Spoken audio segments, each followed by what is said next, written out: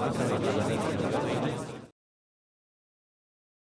started homebrewing and bringing my creativity into recipe writing, and thought maybe this is a journey I can go on where I can really express my creativity and still make a livelihood doing that.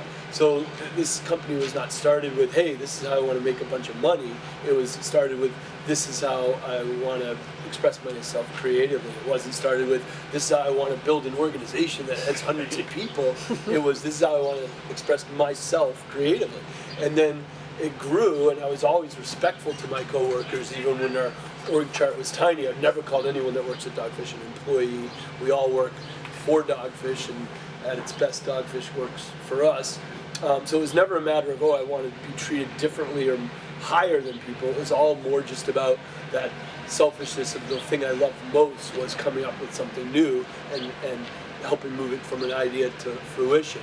And evolving to be a leader among other leaders and to share some of that strategic and creative input so that everyone has a sense of ownership has been a big component of my growth as a leader, in my journey.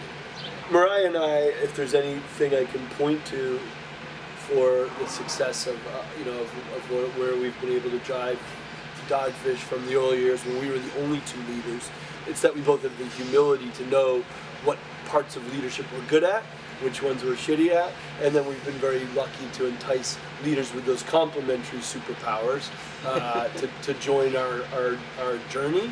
But it was so easy to give up for me the Excel spreadsheets or finance or HR, and same for Mariah, because those aren't the areas where we're good at. The harder thing for me to give up is the strategic direction, creative direction of the company, because those are the things that I'm good at and love to do every day, but they're also the things that other leaders want to have some say in.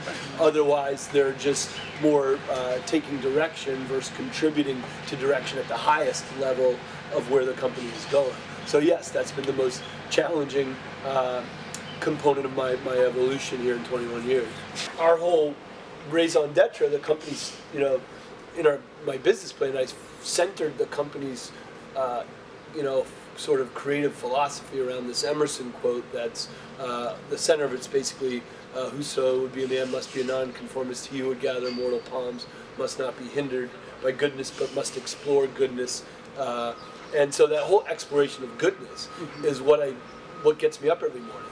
And I've had fears that the more we analyze the goodness that's around us that other companies are making, the less adventurous we're going to be on going on our own exploration of goodness. And to some degree, the more I involve additional voices in the process of defining what our exploration of goodness is going to be on, the more opportunity it is to go away from my gut and my heart and what started the company on its road to early success for our creativity and innovation.